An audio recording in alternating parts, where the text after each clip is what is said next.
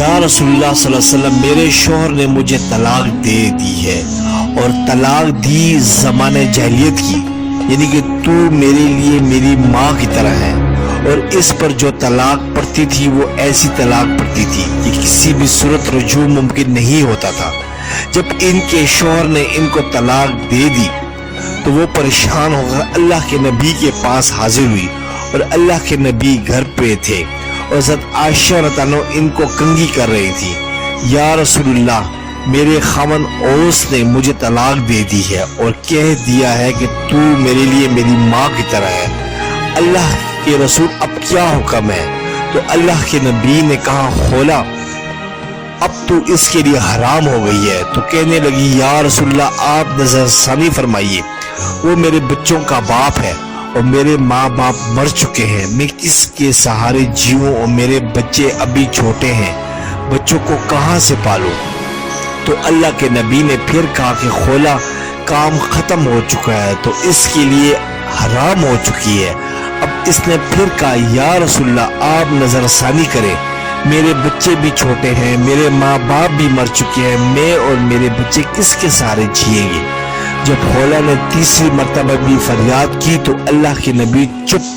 کر کے بیٹھ گئے کہ اب مانتی تو نہیں ہے تو نہیں۔ جب اس نے دیکھا کہ اللہ کے نبی بھی نہیں سن رہے تو اس نے کہا، اچھا آپ نہیں سنتے تو میں آپ کے رب کو سناتی ہوں۔ خولا نے آسمان کی طرف ہاتھ اٹھائے اور کہا، اے میرے رب، میرے چھوٹے چھوٹے بچے ہیں، میں اپنے پاس رکھوں تو روٹی کہاں سے کھلاؤں، اور اپنے شوہر کے پاس رکھوں تو ان کی تربیت کون کرے؟ تربیت تو ماں کرتی ہے۔ اے میرے رب، تو اپنے نبی کی زبان پر میرے حق میں فیصلہ اتار دے۔ ابھی اس کے ہاتھ نیچے نہیں آئے تھے کہ اللہ کے نبی پر وحی طاری ہوئی، اور جب وحی ختم ہوئی تو آپ نے آنکھیں کھولی اور مسکرا پڑے اور کہا، خولا مبارک ہو، اللہ نے تیرے حق میں فیصلہ دے دی ہے۔ اللہ نے اسے حدیث کا حصہ نہیں بنایا بلکہ قرآن کا حصہ بنایا ہے، تاکہ قیامت تک ہر لڑکی پڑھے اور دیکھے کہ اللہ سے تعلق رکھنے والی عورت کے لیے یوں اللہ فیصلے اتارتا ہے، یہاں تک کہ اپنے قانون بھی بدل دیتا ہے۔ پارہ نمبر 28 سورۃ المجادلہ